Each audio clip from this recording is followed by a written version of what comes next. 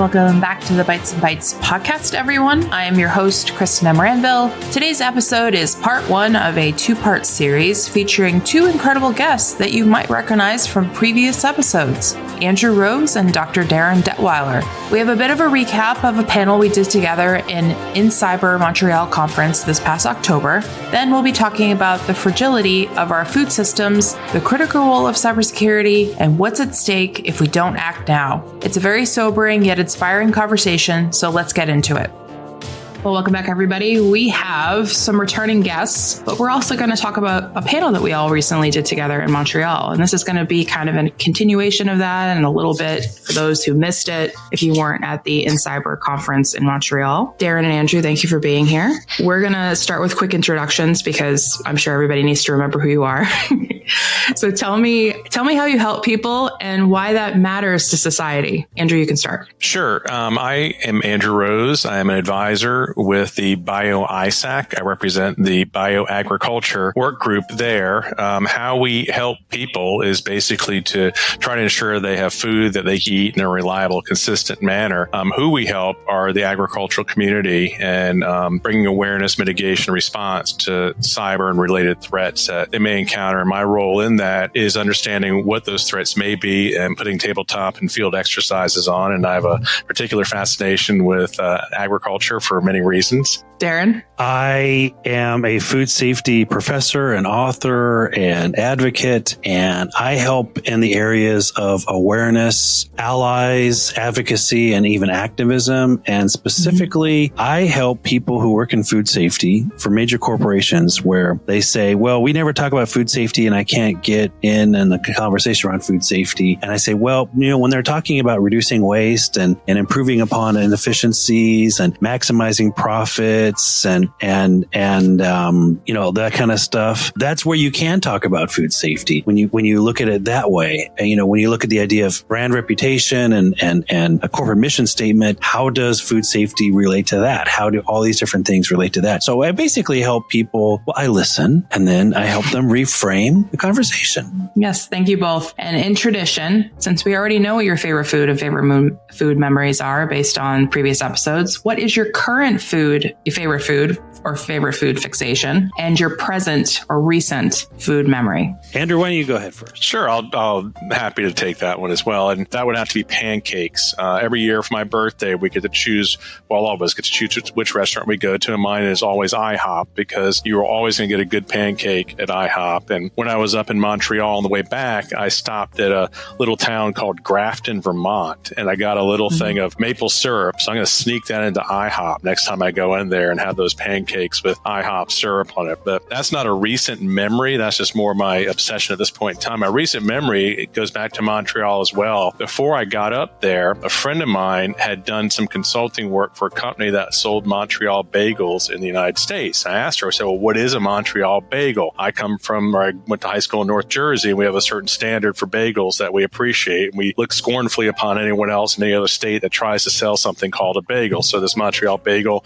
intrigued me. And when I got up to Montreal, I find out it's not really a bagel at all. It's kind of like a bagel where you chop the top and bottom off and you're left with that little skinny middle part there. And it was difficult for me to find a Montreal bagel that would hold an appropriate amount of anything, meat, cream cheese, lettuce, tomato, anything on there. It was more like thin toast than a bagel. And I think that they almost shouldn't call that a bagel at all. But and really no offense to the good folks up in Montreal and our friends up in Canada, but I don't think you should really hold that out as a brand of choice for you guys. So that's my recent food experience. That's great. And obviously you can't see me, but I've been laughing the entire time Andrew's been talking, quietly, of course. But yes, I also feel similar to the Montreal bagel, which is very odd to me as well. Sort of reminds me of those thin bagels you can buy in the grocery store that are processed. I always see them and go, why? I don't understand. Anyways, thanks, Andrew. Darin. Well, first off, On election day, my wife brought me some Boston baked beans because Nice. she knows that when I was a kid, I always thought they were like the best medicine in the world. And so there's that. But a funny kind of story is that I was recently in Nashville, and I thought, if I'm going to be in Nashville, I want to get some ribs. And so the hotel, we're like, hey, where's a good place to get ribs? Like, go to this place. So we go to this place, we sit down, and then we like, okay, wait, there's no ribs on the menu. And the server was like, yeah, we don't sell ribs. We've never sold ribs. Okay, so where should we go? So we went to this other restaurant, and they did sell ribs. So we ordered like a rack of ribs, and you order a drink and an appetizer, and all of a sudden the server comes back and goes, I'm so sorry, we have now sold out of all there is. I'm like, are you serious? So we ended up eating brisket, and then the next day we went to another restaurant. And this, again, definitely had ribs. Everyone recommended it. We took a lift clear across town. We get there, and there's like 2 freaking buses of basketball players getting off. And we're like, quick, get in, quick, meet the basketball team. We do not want to have the 2 basketball teams eat all the ribs kind of thing. Because it's like, we're not going to miss this opportunity to have ribs in Nashville. We did have ribs. It was good. And then everyone said, you need to go to this place here. So our last night we went to this Tex-Mex place and ordered an enchilada and a taco. And the taco meat, my wife, before I was going to bite into the taco, she goes, hey, you might not want to bite into that because the taco meat was so undercooked. It was red. And yeah. And I had this conversation with Well, let me ask you that. Was it just undercooked, or was it just a piece of offal that's always going to be red anyway? No, it was very, very, very, very undercooked. And the person in charge tried to give me excuses, and anyway, then offered me a coupon to come back. I'm like, no, I'm not coming back. So Wow. Nashville did me wrong. Well, you did Nashville wrong. I mean, if you were Nashville hot chicken, I mean, you got to go to Hattie B's, stand in line or go to Church's and get that scorching chicken. And the only thing that really I think stands out was the banana pudding I got afterwards there. I did have some banana pudding when we were there. And even not just banana pudding, but banana pudding with a shot of bourbon on top. Mm-hmm. They do banana pudding well down there. And 2 other restaurants of note in Nashville for any loyal listeners that do go there. One in East Nashville is called I Dream of Weenie. It's the best hot dogs, and you want to get the Rebel Yelp with the jalapenos in there. That's a good one. And then Darin, to your seeking ribs, Uncle Bud's Catfish and such. That's the all-you-can-eat place over there in East Donaldson, I think it is. So when the nature of this podcast to a different form, well, the fact that you guys are completely talking about bananas freely, and I'm massively allergic to them, and they make me nauseous just from my smell, is like super grossing me out right now. So I've lost my appetite completely. Well, they have vanilla wafers in there too. So. Oh no! See, now you're just making it worse. Like now it's chunky. Like I can't. Oh my goodness. All right. Well, swinging away from this really fast. I thought I would love to hear your thoughts on how you thought the panel went at the Montreal conference. And then we'll kind of get into some like follow-up questions to kind of make it a little more spicy that we could have on stage since we had a very limited amount of time. Darin, will you go first and kind of give me your overall thoughts? Walking into the facility, there were so many people that were selling products and services, and then you see this area where we had the stage and the audience, and there were some great questions from the audience. I think that there was a general, desire of attendees to really kind of focus on some issues and some people coming into this. It wasn't like, hey, I'm a blank slate and I want to learn about this from before. It was more like, I've been dealing with this. Thank God there's someone who's talking about this.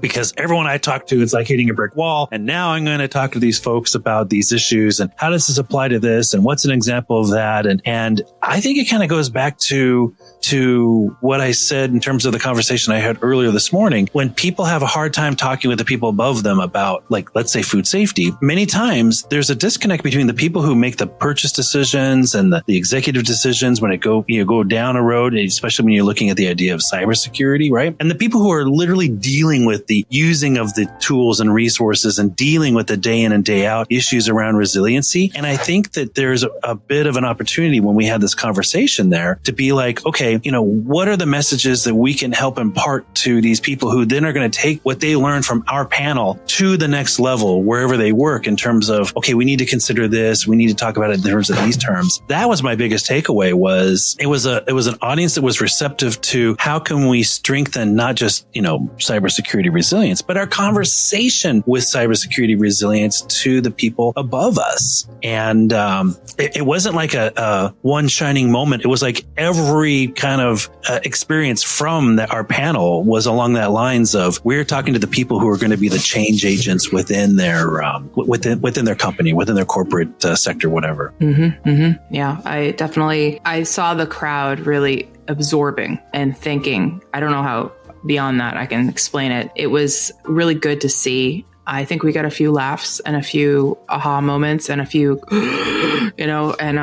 it definitely was memorable in that regard. I think the way they had it set up was interesting though, because you had like the expo for the for all the vendors in the middle and all the different talks out around it. And I liked that they had the headsets if you needed a translation, if you didn't have, knew enough English or didn't know enough French, which I thought was really, well done. But I was really surprised how well you could hear, because I was always worried that because we were in that loud space, it actually was okay. Like it was pretty good. Andrew, what did you think? Typically, well, I shouldn't say typically, many times when I'm giving presentations, it's to CPAs, certified public accountants, and they come to see me speak because they get continuing education credits, and it's part of the 40 credits they need every 2 years to continue their licensure. So they're coming to me because they have to. And typically when I speak, about 1/3 will nod off, 1/3 will do work, and then 1/3 typically has kind of eye contact. I'm not sure if they're even understanding what I'm saying or not.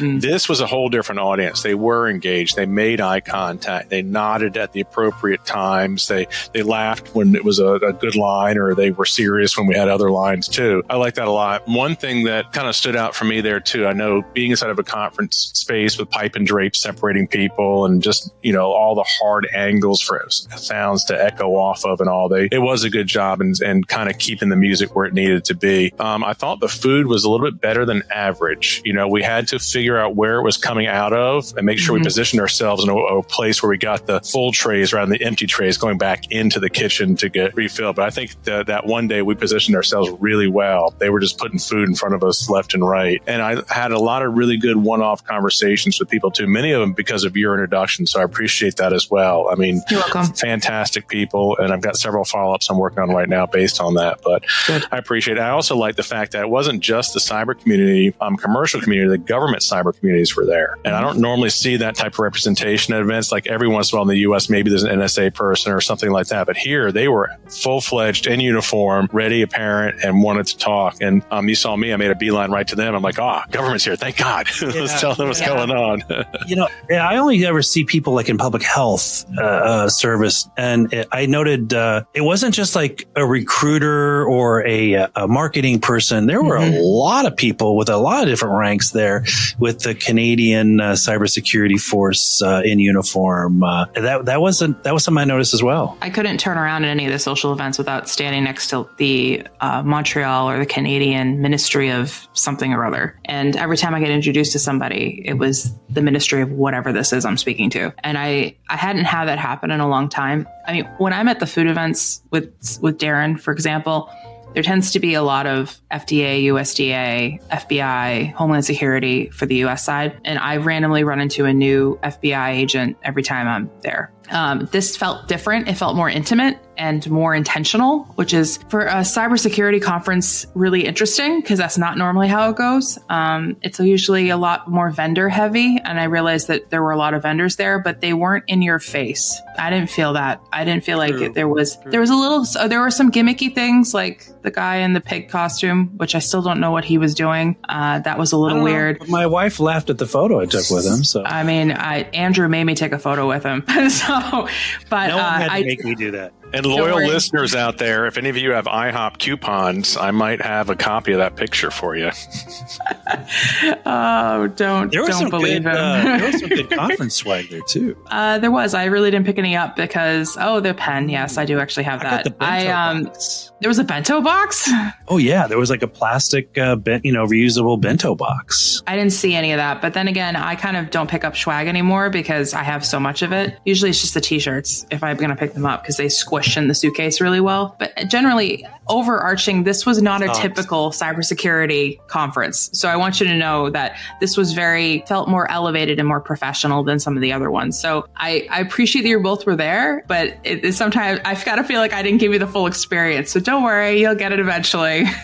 And hopefully it will be just as much of an annoyance to us as it is to you. But thank you very much for that.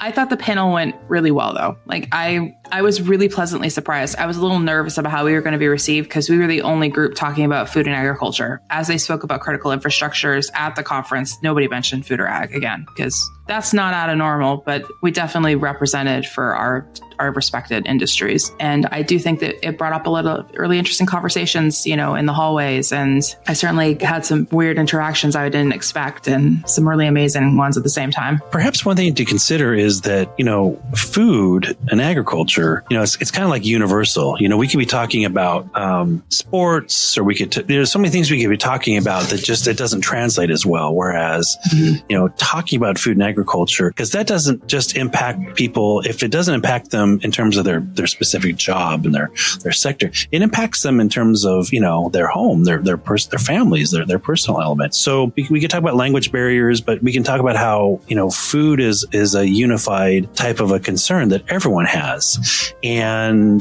that some of the specific examples, and Andrew was bringing up some really incredible examples, you could almost talk about how those examples applied in any geographic or political location. Mm-hmm. It's just that we have to talk about it on a bit more of a global scale because, you look at the idea of, let's say we were talking about the 1970s. Okay. Most people, you don't have the internet. Obviously, you don't have nearly as much global food distribution and supply. Most of your food comes from, a greater percentage comes from the state you live in the United States. And I would imagine even up in Canada, it probably comes from, the province you live in, more so than others. Today, though, we have such more global, we have such more impact of technology and cyber attacks and all these different things kind of collide to the point where, it's almost like, you went from a single lane road to a multi-lane highway in front of your house. Mm-hmm. The inherent risks are just greater. Doesn't mean your house is different. It just means that you have to think about things differently as opposed to the way it was when it was just that single lane road. And we created the most complex system on the planet. The food system is one of the most complex systems that we still don't have a full understanding of and still figuring out how it breaks and what happens when it breaks in certain places and how it overflows in other places. And it's very complicated. And especially when you add more tech to it, it really gets kind of out of control if you think about it. And people are still reactive. They're not proactive. And I think that's what we're trying to constantly say, like, let's do these things so we can be resilient when something happens, whether it's a foodborne illness or a cyber attack or a nation state attack or any of that. And I love that rang true throughout the whole panel with all three of us because we're all aligned in that regard. Right. Well, I think too that we have to separate the nostalgia, if you will, right? Mm-hmm. Look, if I were to eat some of my favorite cereal from when I was a kid, it might bring back memories, but you can't think about it in terms of being the same food that it was back, 50 years ago for me. There's so many different, ingredients and additives and chemicals and shelf stabilizers and dyes and things like that. And a lot of these ingredients come from other parts of the world. Even something as simple as applesauce, we're seeing, with the high lead from the cinnamon that comes into it. And I know this isn't cybersecurity, but here's the thing. We're not just talking about the cybersecurity of the state I live in. We're not even talking about the cybersecurity of the country that I live in. We have to talk about cybersecurity when it comes to our food and agriculture on a global scale, because it's like the whole idea of, a chain is only as strong as its weakest link. Our global food supply is only as strong when it comes to cybersecurity as the resiliency of any of the locations on the planet. That's right. That's actually a very, very fair point. You couldn't have actually said that any better.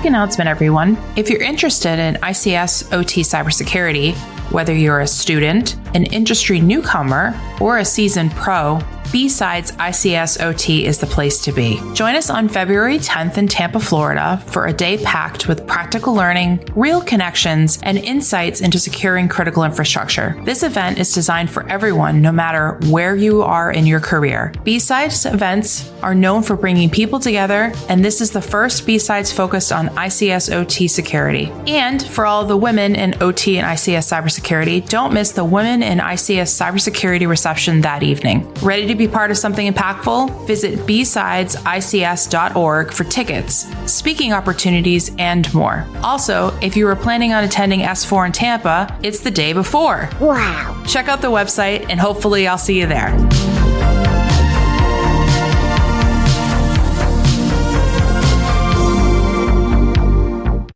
Not changing subject, but sort of moving into a little bit of a different direction. Andrew, you discussed how farmers and agribusiness can be resistant to tech.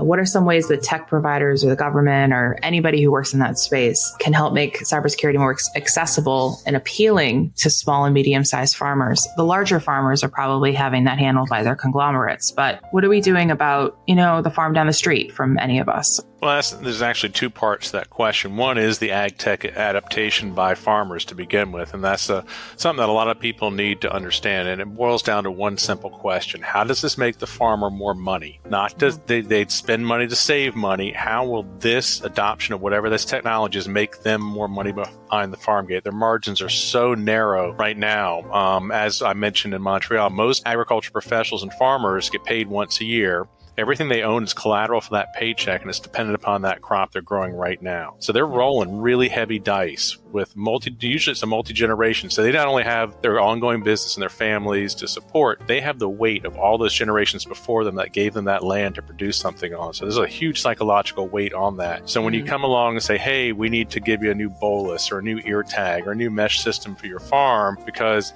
it'll help reduce methane or it'll help sequester carbon. Okay, how does that make me more money without me spending money to get to that point in time? The cybersecurity overlay into all that technology that plugs into the internet is a whole different question. And, number one, there's already the resistance to spending a lot of money on technology that may or may not be beneficial. Now, how do you protect it? Who's responsible for protecting that? Is it the vendor? Is it the John Deere that's selling the tractor? Or is it the farmer? Where does that liability ultimately fall?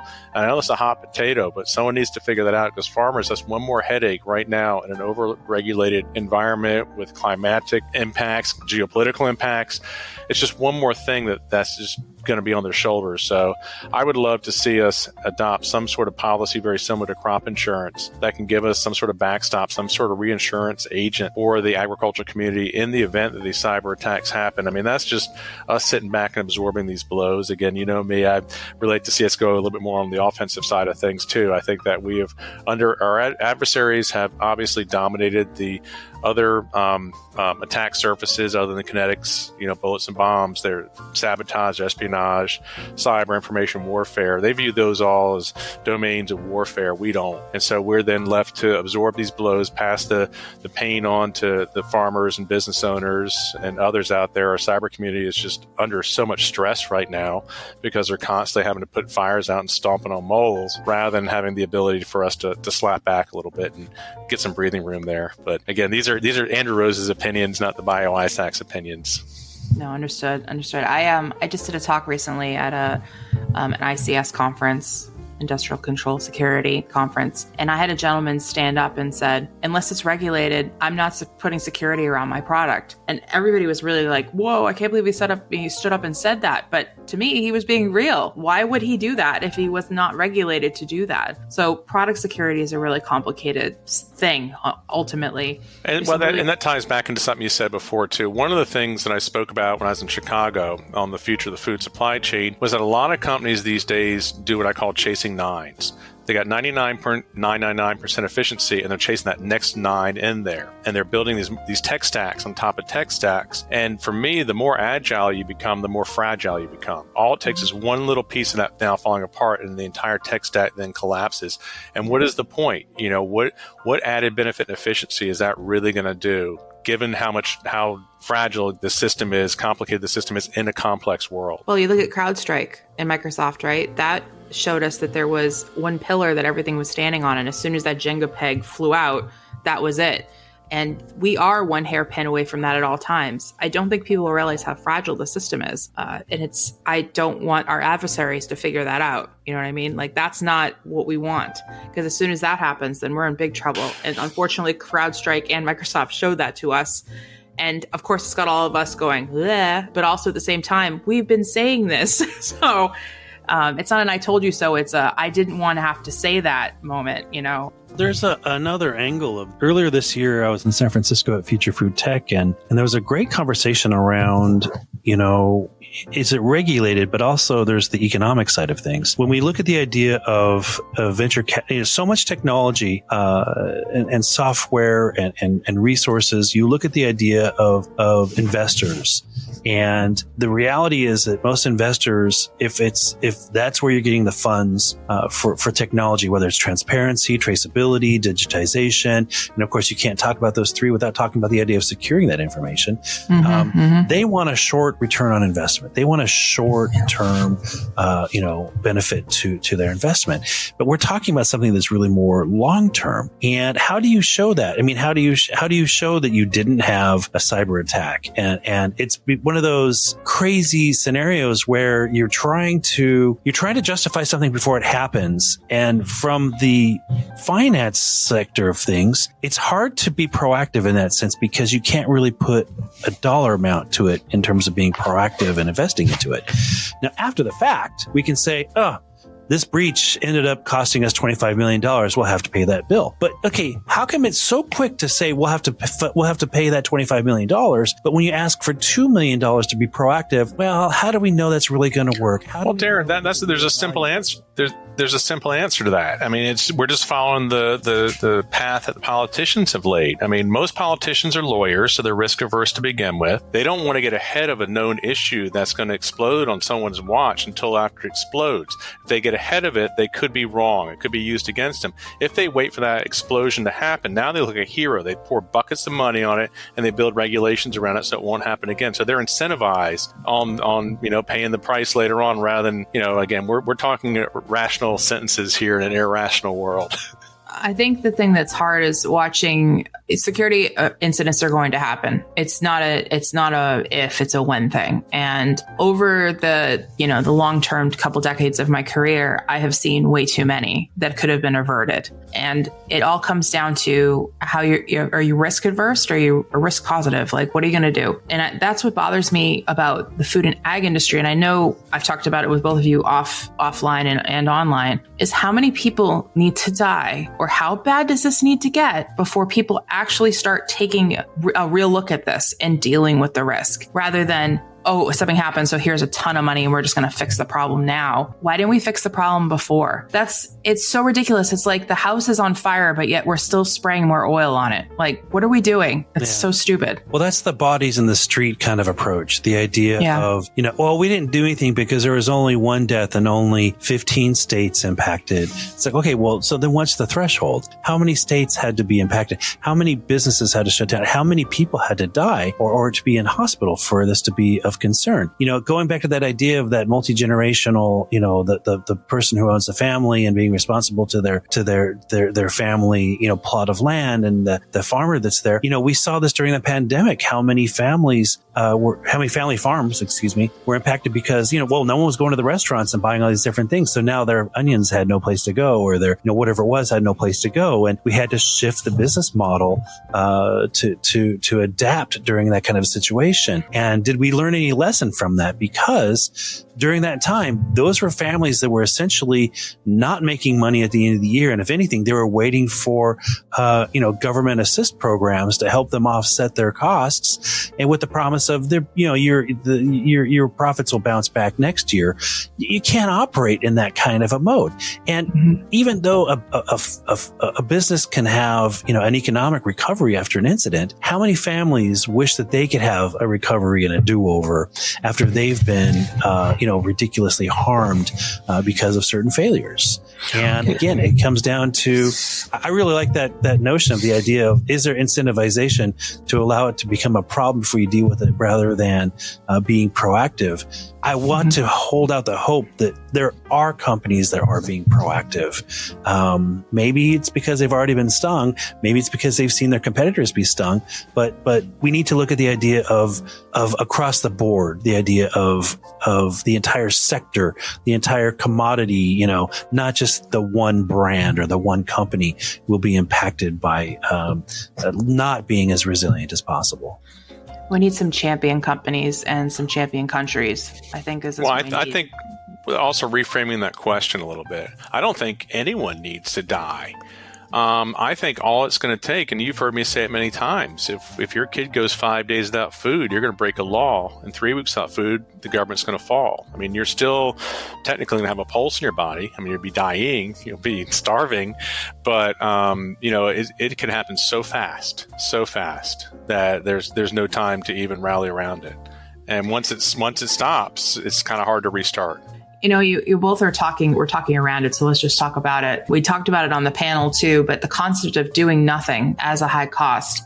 So what are some ways that we can calculate and communicate this cost effectively to justify cybersecurity investment in the food industry? And we can even take this one step further as how do we tie this into the work that the three of us are doing to push forward, to have those champion moments, to make people realize. And I realize that a lot of times it's grassroots and it's one-on-one and we have to get in front of individuals all the time. But the awareness work that we do is super important. So Darin, I'm going to have you start because I know the cost of doing nothing has been on top of mind for you. Yeah. Again, it's like we collect data and we look at the how much will it cost to do this? How much will it cost to do this? But we don't typically calculate that idea of the cost of doing nothing. The cost of doing nothing has to be part of the equation because if we ignore it and then we deal with it reactively, right? Again, not only do the costs go up, but you got to realize that too, the costs are going to be passed on to the consumer. And in most cases, the consumer doesn't really want to be told that, well, you're paying more because we've messed up. I would rather be told I'm paying more because we're going to make it more resilient and a safer product down the road. I could buy into that a lot more. There's a lot of things, that we can agree to pay more for, but there's also an element in terms of corporate social responsibility. At what point are you not being a responsible executive if you have knowledge, but you don't act on that knowledge? When we look at the responsible corporate officer doctrine that came from a 1975 Supreme Court decision in Park v. U.S., it didn't say that if bad things happen to you, you'll be held strictly and personally liable for those. What it said is that, things happen and you deal with it. But if you don't deal with it, if you have knowledge of these things and you don't act to prevent, to mitigate, to resolve these issues, then there is a point where you should be held responsible because you knew better and you could have done something different. I think that having these events, there's got to be, I didn't see a lot of people like from major food brands there, for instance, right?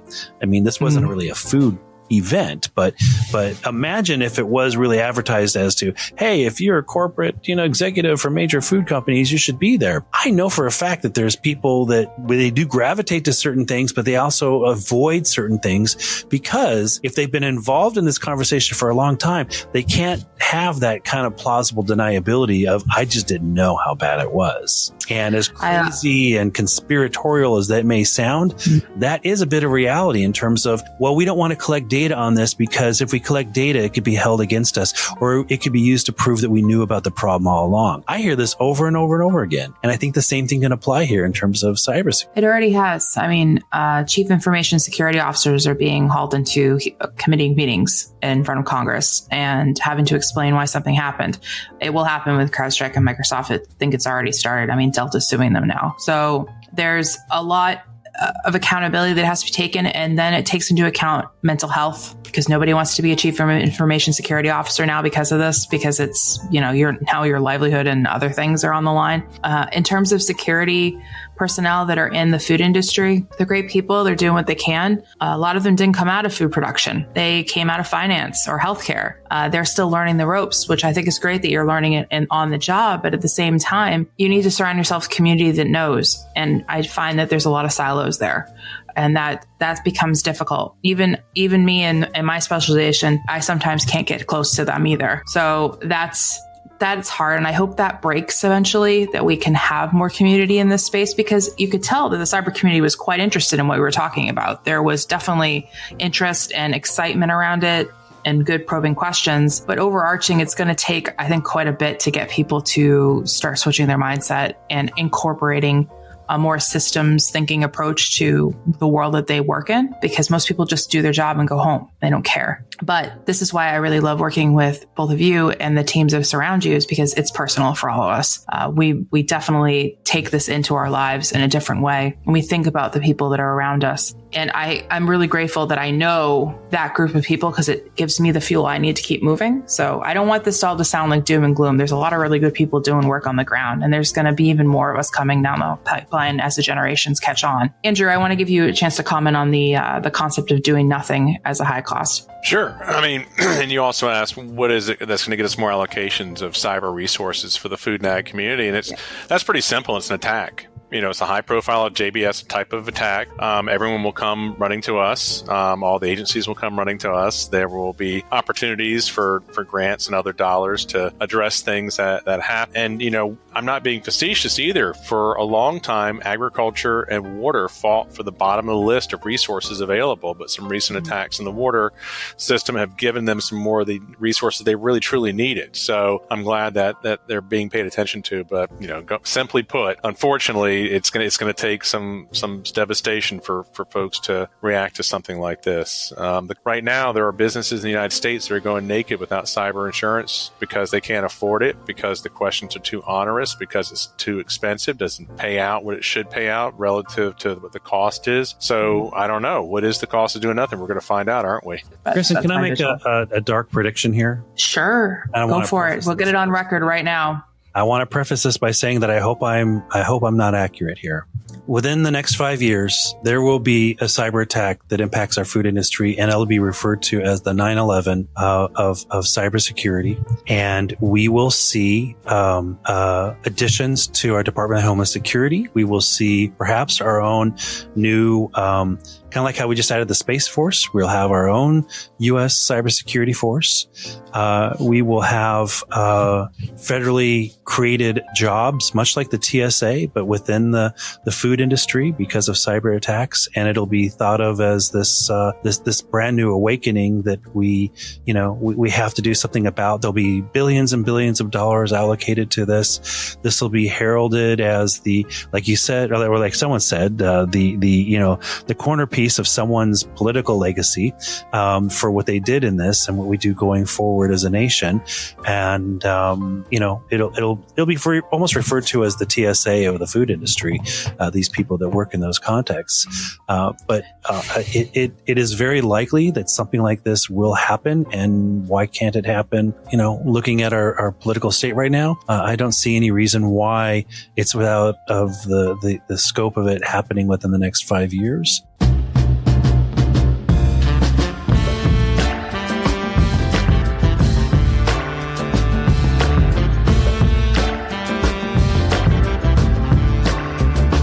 To take a moment to thank all of you who have listened, subscribed, shared, and supported the show over the past year. This episode is the second last of the year and is also the second to last of season 1 of the show. I am beyond grateful to share also that the podcast was voted the most influential podcast of 2024 at the Cybersecurity Marketing Conference. After a year of hard work and incredible conversations, this recognition is a true honor, and I have even more planned for season 2, so definitely stay tuned.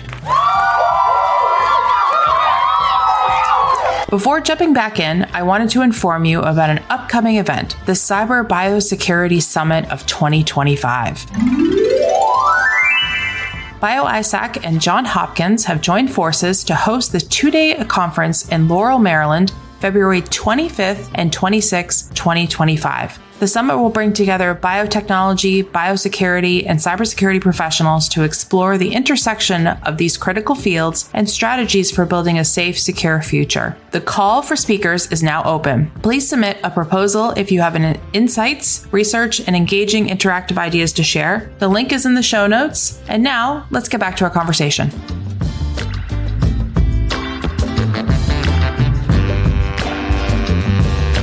And, we'll look back on this and go, remember when we talked about cybersecurity and it was just like, an additional condiment on the table at a restaurant? Some have it, some don't. Some like it, some don't. Some go big, some go small. Some ignore the whatever. And then you look at the idea of 30 years from now. So in the year 2060, there'll be a whole crop of people that are like, we've always had this level of cybersecurity and government interest in this because they don't know any better.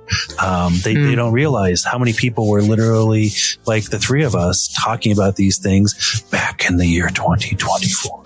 Well, that sounds like the whole country of Estonia back in 2007. It was the first cyber war that Russia launched. They had their new weapons, new cyber warriors. And Estonia as a country then put cyber hygiene K through their higher ed system. In high school, you refight the same cyber battles they fought back then. So it works as making your populace your most secure level of defense.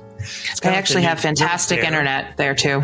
Remember DARE, like the DARE, to keep kids off drugs. Yeah. Like the new DARE. It'll be like they still have that, Darin. It's still in schools. Yeah, it's still in schools. DARE is still in schools. I'm just saying it'll be the new DARE. Maybe. I do think that they should teach, food safety and cybersecurity to kids. And you have to take like a home ec class. They do teach food safety there. They do teach the kids not to wash their chicken and things like that. And I get updates because one of my stepsons is in it. It's fascinating because I didn't learn that. I don't remember cutting chicken in high school, like when I did those classes. So I'm glad to hear that they're teaching at least some life skills that will help you later on to not die. So that's great. Way to go, school systems. I think you're being generous, Darin. I think 5 years is too long. I think it's going to be in the next 3. Wow. I know what I know, and my gut instinct is telling me this, and that doesn't mean I know anything that's like 5 years, but yes, it is. But I do think you're being generous with 5. I do think it's going to be 3. And I'm not saying I have any insider information that makes me really smart and figuring this out. I'm just reading the tea leaves. Andrew, what's your timeline? What's your timeline, Andrew? Oh, it already happened. We just don't know about it. Yeah, that also could be it. I actually was going to say that caveat. It's already happened. That's the worst part about it because we, again, don't know what we don't know.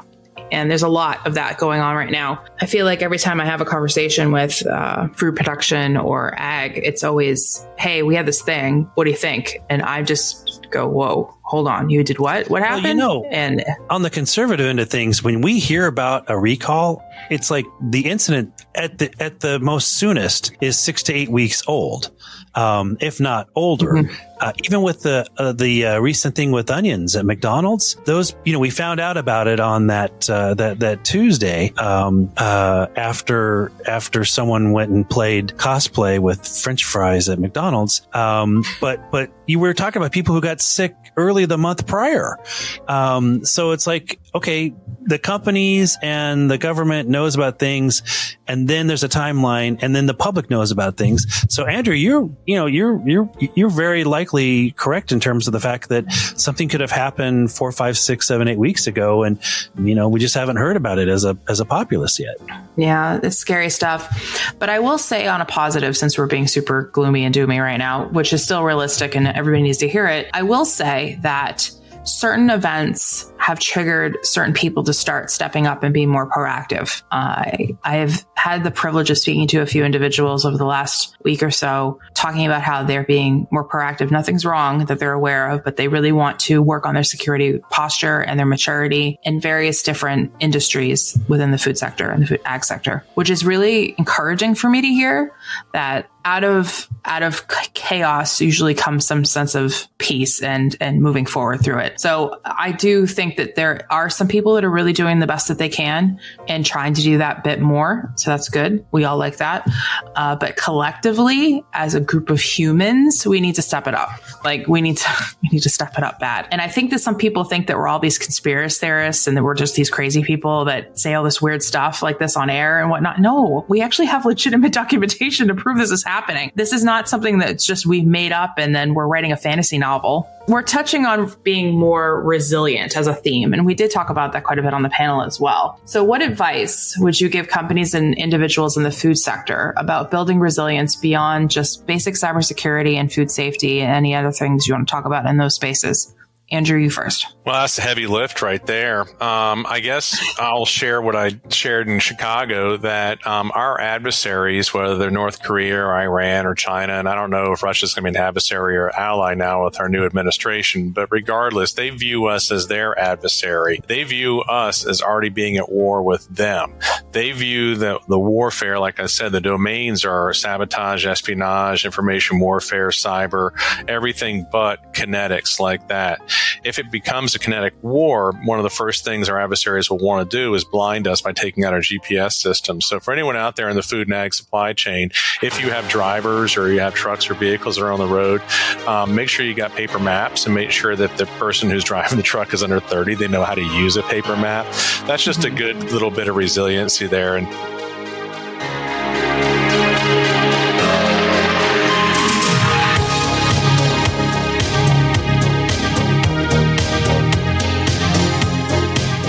wrap on part one of our conversation with Andrew Rose and Dr. Darin Detwiler.